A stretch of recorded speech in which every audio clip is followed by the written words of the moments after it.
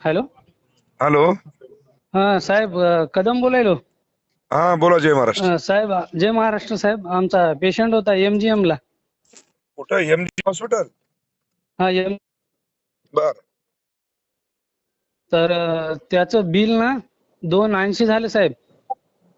2,80,000. हा. आणि काय झालं पेशंटला? साहेब डेंगू झाला होता. डेंगू. हा. आणि मग किती दिवस होता ऍडमिट? 11 दिवस होता साहेब. 11 दिवस. हा. बाकी मेडिकल वगैरे IVI ची इंजेक्शन वगैरे बाहेरून आणले आपण. ते किती लागले मेडिकल पूर्ण तिथं? ते मेडिकलचे 15,000 रुपयाला एक इंजेक्शन साहेब. ते 10 लाख रुपये लागले. ते 10 ते 15. किती? ते याचे मेडिकलचे साहेब लागले 1.5 लाख. हा. हा. आणि बाकी मेडिकल वेगळं. बाकी म्हणजे पूर्ण मेडिकल 3 लाख रुपयापर्यंत गेले. आणि हे 2,80,000 आलं? हा. हे 2,80,000 अलग बिल झाले. त्याच्यातला आपण 1,80,000 रुपये भरले. बापरे. हा. आणि आता ते परत म्हणाले 85,000 रुपये भरा. आणि 3 लाख मेडिकलचे दिले बी? हा. ते तर बाहेर मेडिकलचे वेगळेच 3 लाख दिले. यांचं 280 बिल झालं होतं. तर यांना आपण 180 दिलेत. आता परत हे 85 भरा म्हणाले. दे द्या डॉक्टरला फोन दे. कोण आहे ते? डॉक्टर नाहीत साहेब, ते बिलिंग वाले. कोण आहे बिलिंग वाला ते? बरं बरं, ठीक आहे.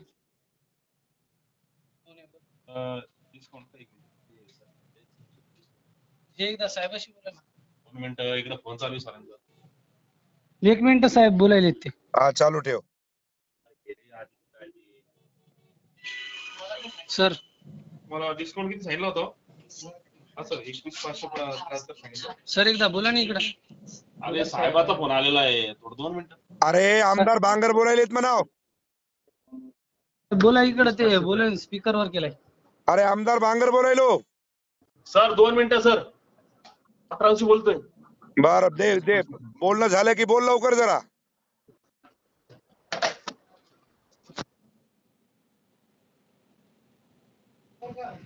जय महाराष्ट्र सर, बोला. जय महाराज. अरे बाबा, हे डेंगू झालेला पेशंट 2,85,000 रुपये बिल झालं. 1,80,000 रुपये त्याने पेड केलं. 85,000 हो. रुपये काहीतरी बाकी राहिलेत.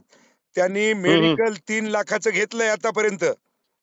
माहिती ना सर सगळं मला. मी कर्मचारी बोलतोय सर. बरं मी ते काय कोण? सहकार्य करू ते मला सांगा तुम्ही. मी ते सगळं काय नाही, सहकार्य करतोय सहकार्य सर. काहीच करू नको. मी मला फक्त तुमचाच माणूस आहे सर मी. बरं ते डॉक्टरला बोलणं करून दे माय मला. कारण की 2,85,000 आणि 3 लाख हो म्हणजे ना 6 लाखाचं काय यांनी अमृत पाजलं त्या हो लेकराला ना देव जाणे. तेच मी काय करतो सर, वर त्यांना आयशूला पाठवतो सरांकडे. ताबडतोब त्या कोण सर हो आहे? हो. ते निकाले सरांच्या अंडर आहे सर पेशंट. आता ते शिफ्ट असतील वर कोणतरी आडकीने किंवा काय नाव, अकोलवार, डॉक्टर अकोलवार दोघं असतील सर. अकोलवार आणि निकालजे. हो हो हो. म्हणजे 6 लाख रुपये म्हणल्याच्या नंतर खाटी खाना झाला की रे. आता सर 2,87,000 बिल झालेले सर टोटल. हो 2,87,000 ते आणि 3 लाख 180. रुपये मेडिकलचे. बर बर बर. म्हणजे आणि 180 भरले त्यांनी. हा 1,07,145 पेंडिंग होतं. त्यातून त्यांनी समजा 21,573 डिस्काउंट सांगितलं सर. वा रे वा. जा तिथं वरी मला त्या डॉक्टरना बोलणं हो करून ना. द्या. चालन सर. हो तर सरकटे. इच्छा होती सर एकदम तुमच्याशी बोलायला मला. बर आज यांच्यामुळे योग आला बघा. चालतंय धन्यवाद. फक्त हो, मला हो. डॉक्टरशी त्यांना पाठवून चालेल बोलणं करून द्या. चालेल सर चालेल. मी सर तुमचा नंबर घेऊ का यांच्याकडनं? हा माझा नंबर घ्या आणि मला डॉक्टरशी बोलणं करून द्या ताबडतोब. चालेल. ओके. हो. हॅलो. डॉक्टर साहेब नमस्कार. हा नमस्कार. आमदार बांगर बोलतो. हा नमस्कार साहेब. नमस्कार. ते एक आदित्य माणिकराव सरकटे म्हणून पेशंट आहे माझ्याकडचा. हो हो हो हो हो साहेब ते 3 लाखाचं मेडिकल आणि 2,85,000 रुपये तिचे फी मेडिक म्हणजे हे झालंय, बिल झालंय. 1,80,000 रुपये जमा केलंय आणि बाकीचे पैसे राहिले.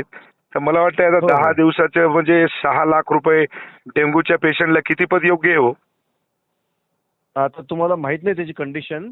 अहो कंडिशन किती खराब असू द्या ना हो, तिला काय अमृत पाजले का तुम्ही? 10 दिवसाचे 6 लाख रुपये कशाला म्हणतात? तुम्ही ना त्यांचा भाऊ डॉक्टर आहे. दादा मला सगळीच कल्पना आहे. माझा भाऊ MBBS MD आहे.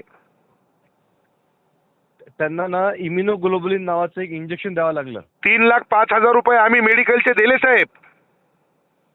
नाही आपला गैरसमज होतोय. काही गैरसमज नाही. पूर्ण बिलिंग आहे माझ्याकडे. 3,05,000 रुपये बिलिंग दिलं म्हणजे मेडिकलचे, आणि 2,85,000 रुपये आपल्या दवाखान्याचं बिल झालंय. त्याच्यातलं 1,85,000 रुपये आम्ही जमा केलेत. अडचण काय आता? आता बाकीचे जे पैसे राहिले ते आता तेवढं कमीत कमी डिस्काउंट तर द्या. 21,000 रुपये डिस्काउंट देताय तुम्ही, म्हणजे 6 लाख रुपये डेंग्यूच्या पेशंटला मेडिकल आमचं आणि 3 लाख रुपये द्यायचे म्हणजे किती पद योग्य हो सांगा बरं.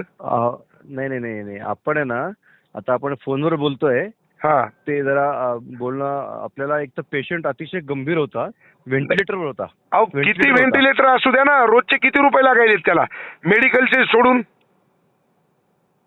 तुम्हाला बिलामध्ये दिलं असेल ना, रोजचं किती बिल आहे त्याच्यात दिलं असेल ना. अहो सगळं दिलंय दादा. 6 लाख रुपये कशाला म्हणता तो? अरे असं गोरगरिबाला लुटू नका हो. नाही, हात आता जोडून हे आपल्याला लुटण्याचं जे विनंती आहे. ना, हे बघा प्लीज, तुम्ही ना प्लीज लुटू प्लीज नका. काहीच मला सांगू नका तुम्ही, मला काहीच सांगू नका तुम्ही. या पद्धतीनं जर तुम्हाला दवाखाना चालवायचा असेल तर आम्हाला ऍक्शन घ्यायचा अधिकार आहे, ध्यानात ठेवा. 6 लाख रुपये कशाला घेता हो? 3,05,000 रुपये तुम्ही मेडिकलचे घेतले आणि 2,85,000 रुपये तुम्ही हॉस्पिटलची फीस घेता. हॉस्पिटलचं बिल आहे ना, एकतर मी डॉक्टर एक काम करणार, तिथे ते ठरल्याप्रमाणे बिल असतं. अरे ते रोज कशाचा तुम्ही परल्याप्रमाणे? अहो डॉक्टर साहेब, आळ्या पडतीला. आलं का लक्षात? असे गोरगरीब लोकांना लुटू नका. मी आता आरोग्य मंत्र्याला बोललोय,